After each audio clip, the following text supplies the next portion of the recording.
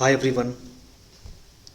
आज इस लेक्चर में हम लोग इंजीनियरिंग मैकेनिक्स के ऑब्जेक्टिव क्वेश्चन को डिस्कस करेंगे जो 2023 में फरवरी में जो एग्ज़ाम हुआ था ऑड, उसका डिस्कस करने वाले हैं। एक्चुअल में ये एग्ज़ाम फरवरी 2024 में हुआ था, बट पेपर जो हुआ था वो 2023 ऑड का हुआ था। सेशन लेट होने की वजह से फरवरी में हुआ है।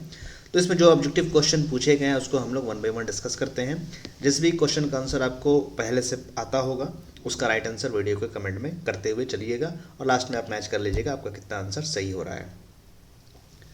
तो देखते हैं क्वेश्चन। फर्स्ट क्वेश्चन क्या बोल रहा है? Rigid body do not experience. Rigid body experience नहीं करता है। तो रिजिड बॉडी वैसा बॉडी होता है जहाँ पर डिफॉर्मेशन नेग्लिजिबल होता है, ना के बराबर डिफॉर्मेशन होता है, उसको हम लोग बोलते हैं रिजिड बॉडी। तो रिजिड बॉडी में डिफॉर्मेशन नहीं होता है, तो उसका राइट आंसर आप देख लीजिए।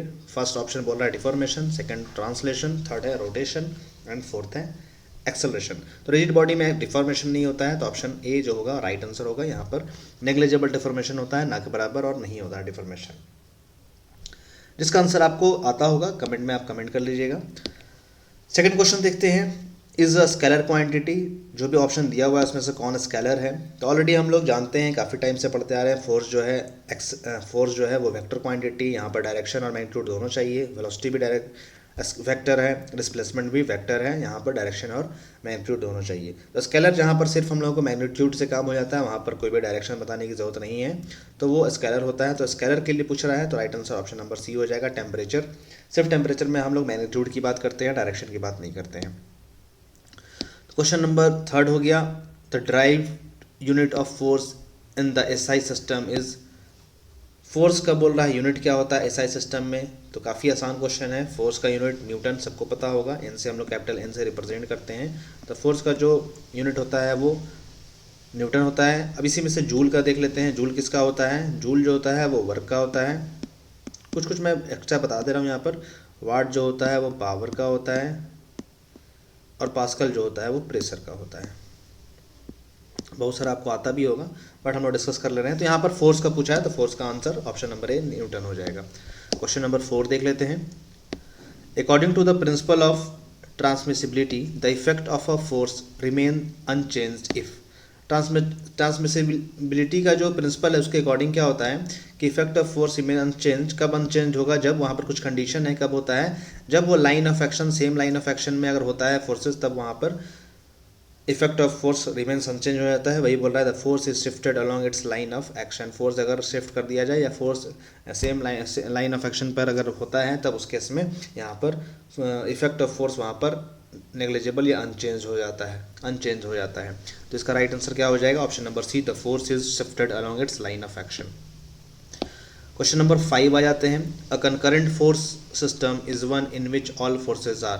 कंकरेंट फोर्स सिस्टम क्या होता है? जहाँ पर जो भी फोर्सेस लग रहे हैं वो किसी एक पॉइंट पर लगता है। जैसे कि अगर ये पॉइंट है, सारे पॉइंट इसी पर, सारे फोर्सेस जो है इसी पर लग रहे हैं, तो उसको हम लोग बोलते हैं वो कंकरेंट फोर्सेस है। तो कंकरेंट फोर्सेस के लिए सेम पॉइंट पर होना चाहिए, तो फोर्सेस एक्ट होने चाहिए। तो ऑप्शन नंबर ए पढ़ लीजिए, act at the same point. अगर सेम पॉइंट पर एक्ट फोर्सेज हो रहा है तो उसको हम लोग बोलते हैं कंकरेंट फोर्सेज। अब आप लोग कमेंट कीजिए, कोप्लेनर फोर्सेज जो होते हैं उनको क्या बोलते हैं, किसको बोलते हैं? वो आपको राइट आंसर वीडियो को कमेंट कीजिए। क्वेश्चन नंबर 6 देख लेते हैं। The equilibrant is a force that cause motion, balances the net force, increase the acceleration, acts perpendicular in the equilibrium। इक्विलिब्रियंट क्या होता है? एक तरह का रिजल्टेंट होता है, या एक ऐसा फोर्स होता है जो नेट फोर्सेस को बैलेंस कर लेता है, उसी को हम लोग बोलते हैं इक्विलिब्रियंट। उसी को ऑप्शन नंबर बी यहाँ पर है, बैलेंसेस द नेट फोर्सेस, जो नेट फोर्सेस को बैलेंस करता है और इसके बाद जो बॉडी हो जाता है वो इक्विलिब्रियम में आ जाता है। तो इसका राइट आंसर क्या हो जाएगा? Option number B right answer हो जाएगा, balances the net forces. Question number 7 देख लेते हैं। Is a horizontal structure member subjected to transverse loads perpendicular to its axis। इसमें से कौन सा ऑप्शन है जो एक हॉरिजॉन्टल स्ट्रक्चर मेंबर है, सब्जेक्टेड टू ट्रांसवर्स लोड, जो और ट्रांसवर्स लोड के पर वो सब्जेक्टेड है और परपेंडिकुलर टू इट्स एक्सिस है? तो वो क्या होता है? वो बीम होता है। बीम ऐसे करके है, जहाँ पर बीम होता है वहाँ पर एक ट्रांसवर्स लोड एक्ट होते रहता है और एक्सिस के परपेंडिकुलर होता है, तो उसको हम लोग बीम बोलते हैं। तो इसका right answer option number C हो जाएगा। ट्रांसवर्स लोड जहाँ पर एक्ट होता है और स्ट्रक्चरल मेंबर होता है हॉरिजॉन्टल, उसको हम लोग बीम बोलते हैं। Right answer option C. Question number 8 देख लेते हैं। For a simply supported beam the moment at the support is always. Simply supported beam पर जो मोमेंट होता है सपोर्ट पर वो क्या होता है, तो सिंपली सपोर्टेड बीम ऐसे ही हम लोग पढ़ते हैं, एक तरफ हिंज होता है एक तरफ रोलर होता है। तो यहाँ पर हम लोग पढ़े हैं कि वहाँ पर सपोर्ट पर जो मोमेंट होता है, रिजल्टेंट मोमेंट जो होता है वो हमेशा जीरो होता है, यहाँ पर कोई भी मोमेंट को रिस्ट्रिक्ट नहीं करता है। सपोर्ट पर मतलब यहाँ पर बात कर रहा है वो, यहाँ पर सिर्फ हॉरिजॉन्टल और वर्टिकल कंपोनेंट होता है। अगर हिंज है तो हॉरिजॉन्टल वर्टिकल, और रोलर है तो सिर्फ वर्टिकल कंपोनेंट। तो यहाँ पर मोमेंट हमेशा जीरो होगा, तो इसका answer right answer option number B हो जाएगा, मोमेंट जो होता है वो जीरो होता है। क्वेश्चन नंबर 9 आते हैं, the maximum value of static friction when the body is at the verge of starting motion is known as. Maximum value of static friction, static friction का मैक्सिमम वैल्यू जब body is at verge of starting motion, जब body जो होता है motion start करने को होता है उसको बोलते हैं, उस फ्रिक्शन को, स्टैटिक फ्रिक्शन के वैल्यू को क्या बोलते हैं। जैसे मान लीजिए बॉडी है, सब सरफेस है, बॉडी यहाँ पर है और यहाँ पर हम लोग फोर्स लगा रहे हैं, और फोर्स लगाते लगाते लगाते एक टाइम ऐसा आएगा जब बॉडी जस्ट स्टार्ट होने को हो जाएगा, तो उस वैल्यू, उस फ्रिक्शन के वैल्यू को क्या हम बोलेंगे, उसको हम लोग बोलते हैं लिमिटिंग फ्रिक्शन, जहाँ पर बॉडी जस्ट स्टार्ट हो जाता है। जैसे कि आप फोर्स लगाएं तो बॉडी और सरफेस के बीच में कुछ तो फ्रिक्शन लग ही रहा होगा वहाँ पर, तभी तो वो स्टैटिक कंडीशन में होगा। जैसे ही फोर्सेस हम लोग बढ़ाना शुरू करेंगे तो एक टाइम ऐसा आएगा जिस टाइम पर वो धीरे धीरे आगे बढ़ना शुरू कर जाएगा, तो उस वैल्यू को, उस फ्रिक्शन के वैल्यू को हम लोग लिमिटिंग फ्रिक्शन बोलते हैं। क्वेश्चन नंबर 10 देख लेते हैं, the centre of gravity of hemisphere lies at a distance of from its base पर measured along the vertical radius. तो ये सेंटर ऑफ ग्रेविटी से क्वेश्चन है, यहाँ पर डेटा थोड़ा याद करना पड़ता है। हेमिस्फीयर बोल रहा है, हेमिस्फीयर है ऐसे करके, अब यहाँ पर रेडियस है तो बोल रहा है कि इसका बेस से, from its base measured along the vertical radius, vertical radius पे बेस यहाँ पर है, ये वाला बेस इसको बोलेंगे, जो पूरा ये सर्कुलर सरफेस है इसको बेस बोलेंगे। यहाँ से कितना डिस्टेंस पर इसका सेंटर ऑफ ग्रेविटी होता है, तो इसका डायरेक्टली हम लोग याद कर लेते हैं, इसका वैल्यू क्या होता है 3r/8 होता है, मतलब रेडियस का 3 टाइम डिवाइडेड बाई 8 कर देंगे तो वो हम लोगों को मिल जाएगा centre of gravity of hemisphere. Hemisphere बोलना है, ध्यान रखना है, तो ऑप्शन नंबर ए यहाँ पर राइट आंसर हो जाएगा। नेक्स्ट क्वेश्चन देखते हैं, क्वेश्चन नंबर 11 है, the magnitude of force of friction between two bodies one lying above the other depends upon the roughness of. दो बॉडी है, एक दूसरे के ऊपर रखा हुआ है, one lying above the other depend upon, तो उसका बोल रहा है कि magnitude of the force of friction का जो फोर्स का मैग्नीट्यूड है वो डिपेंड करेगा किसके रफनेस पर, अपर बॉडी के रफनेस पर या लोअर बॉडी के या बोथ के। तो रफनेस से मान लीजिए दो बॉडी आपस में ऐसे, एक नीचे लोअर बॉडी है बड़ा सा रखा हुआ, ऊपर छोटा सा एक बॉडी हम लोग रख दिए हैं, और दोनों एक दूसरे पर टच में है, कॉन्टैक्ट में है, तो यहाँ पर जो फ्रिक्शन लग रहा होगा वो दोनों बॉडी के सरफेस के रफनेस पर डिपेंड करेगा, इसलिए ऑप्शन नंबर यहाँ पर सी राइट आंसर हो जाएगा, both the bodies. Question number 12 देख लेते हैं, unit of coefficient of friction in SI unit is. Coefficient of friction जिसको हम लोग म्यू से डिनोट करते हैं, उसका एसआई यूनिट क्या होता है, ये यहाँ पर क्वेश्चन बोल रहा है, तो थोड़ा सा ध्यान रखना है, कंफ्यूज नहीं होना है।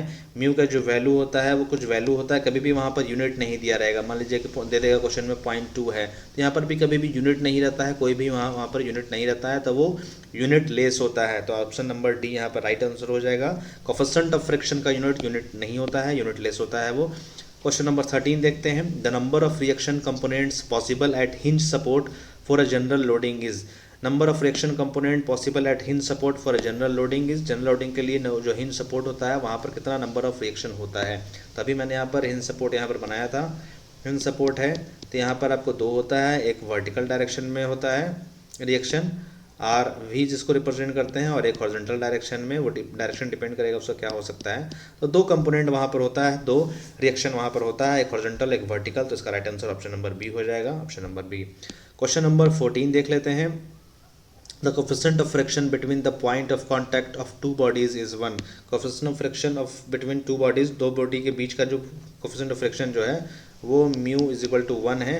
तो एंगल ऑफ फ्रिक्शन निकालना है कि एंगल ऑफ फ्रिक्शन क्या होगा, बीटा इज इक्वल टू क्या होगा, तो इसका राइट आंसर आप लोग को यहाँ पर कैलकुलेट करना है। ऐसे हम लोग डायरेक्टली भी समझ सकते हैं, तो राइट आंसर इसका क्या हो सकता है, बीटा इज इक्वल टू होता है tan इनवर्स म्यू, तो tan का वैल्यू कितना है 1 है, 1 अगर यहाँ पुट करेंगे तो आंसर बीटा आ जाएगा आपको 45 डिग्री, तो 45 डिग्री इसका राइट आंसर हो जाएगा। आप लोग याद भी किए होंगे इसको कि अगर म्यू का वैल्यू 1 है तो बीटा कितना होगा या एंगल ऑफ फ्रिक्शन क्या होगा, तो ऑप्शन नंबर सी यहाँ पर राइट आंसर हो जाएगा। क्वेश्चन नंबर 15 देख लेते हैं। Mechanical advantage of a machine is expressed as. यहाँ पर मैकेनिकल एडवांटेज बोल रहा है तो एक्चुअल में फार्मूला उसका आउटपुट बाय इनपुट होता है, बट इनपुट बाय आउटपुट दिया है तो ये तो रॉन्ग हो जाएगा। उसके बाद फिर अगर लोड और एफर्ट के टर्म में बात करें तो लोड बाय एफर्ट होता है, mechanical advantage load bye effort होता है। इसका राइट आंसर क्या हो जाएगा? ऑप्शन नंबर सी यहाँ पर राइट आंसर हो जाएगा। लोड बाय एफर्ट, कितना लोड है उसके लिए कितना एफर्ट हम लोग लगा रहे हैं। क्वेश्चन नंबर 16 देख लेते हैं। The resultant of two equal forces P making an angle theta is given by. कोई दो फोर्स है, पी दोनों का वैल्यू है और एंगल थीटा बना रहा है, तो उस केस में रिजल्टेंट क्या होगा? तो रिजल्टेंट का फॉर्मूला ऑलरेडी हमें पता है, आप डायग्राम से भी बना सकते हैं इसको, या फिर अगर याद है तो डायरेक्टली भी आप बना सकते हैं। P square Q square plus 2pq cos theta. अब इसमें वैल्यू पुट कर दीजिए, q का भी वैल्यू p ही है तो P square plus 2p square cos theta, तो हो जाएगा 2p square plus 2p square cos theta. अब यहाँ से हम लोग p स्क्वायर कॉमन ले लेंगे तो p हो जाएगा बाहर, under root 1 plus cos theta. अब 1 प्लस कॉस थीटा को हम लोग कन्वर्ट कर सकते हैं ट्रिगोमेट्री से। 1 प्लस कॉस थीटा के जगह पर हम लोग लिख सकते हैं 2 cos square theta by 2। Cos 2 theta का फॉर्मूला से आता है वो, तो उसी को यहाँ पर सिंगल थीटा का टर्म में है तो थीटा बाई 2 ले लिए हम लोग। उसके बाद p under root 2 into 2 cos square theta by 2। अब यहाँ से कॉमन लेंगे तो आ जाएगा 2, p रूट हटा देते हैं, p कॉस स्क्वायर है तो कॉस आ जाएगा कॉस थीटा बाई 2। तो राइट आंसर देख लीजिए 2p cos theta by 2, option number p यहाँ पर राइट आंसर हो जाएगा। इसको आप लोग याद भी कर सकते हैं, अगर सेम वैल्यू है, एंगल थीटा पर है, 2p कॉस थीटा बाई 2 होता है। अदरवाइज फार्मूला से डायरेक्टली हम लोग कैलकुलेट करेंगे। तो राइट आंसर इसका क्या हो जाएगा? ऑप्शन नंबर b यहाँ पर राइट आंसर हो जाएगा। नेक्स्ट क्वेश्चन देखते हैं। क्वेश्चन नंबर 17 है। The velocity ratio for the third system of pulley is. Velocity ratio third system of pulley में क्या होता है? तो इसका एक फार्मूला ही होता है। अगर डायरेक्टली हम लोग को वेलोसिटी रेशियो निकालना है और कुछ सिस्टम अलग अलग दिया हुआ, अलग नंबर ऑफ पुलीज रहता है, तो उस केस में डायरेक्टली हम लोग 2n-1 से हम लोग निकाल सकते हैं, 2 टू द पावर n-1 से। n क्या है? नंबर ऑफ पुलीज है, नंबर ऑफ पुलीज है, कितना उसमें पुलीज है। थर्ड सिस्टम में है तो कितना पुली होगा, फोर्थ में कितना पुली होगा, वो सब आप लोग पढ़े होंगे। तो डायरेक्टली हम लोग फॉर्मूला ध्यान में रखेंगे 2 टू द पावर n-1। इसका right answer option number D हो जाएगा। क्वेश्चन नंबर 18 देख लेते हैं। Varignon's theorem is applicable to forces. Varignon's theorem कौन से फोर्सेज के लिए एप्लीकेबल है?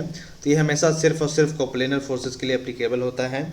कोप्लेनर फोर्सेज, अगर नॉन कोप्लेनर बोलता है तो ये रॉन्ग हो जाएगा, तो ऑप्शन नंबर ए यहाँ पर राइट आंसर हो जाएगा, कोप्लेनर फोर्सेज। वेरिग्नन्स थ्योरम जो आपको ध्यान में रखना है वो कोप्लेनर फोर्सेज के लिए एप्लीकेबल होता है।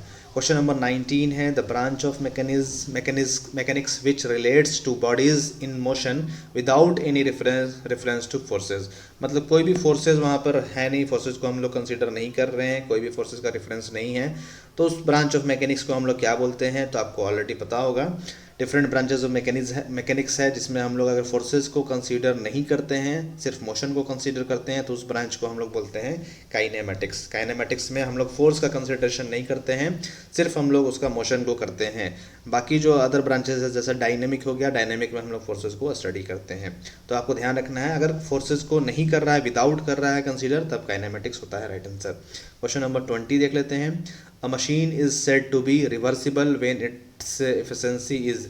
बोल रहा है कोई मशीन है, रिवर्सिबल है, तो जब उसका एफिशिएंसी होगा ग्रेटर देन 50 होगा, या लेस देन होगा, या दोनों होगा, या फिर नन ऑफ दीज होगा। तो इसका राइट आंसर ऑप्शन नंबर ए होगा। जब भी एफिशिएंसी ग्रेटर देन 50% होगा तभी उसको हम लोग रिवर्सिबल बोलेंगे, मीन्स दोनों डायरेक्शन में वो काम करेगा।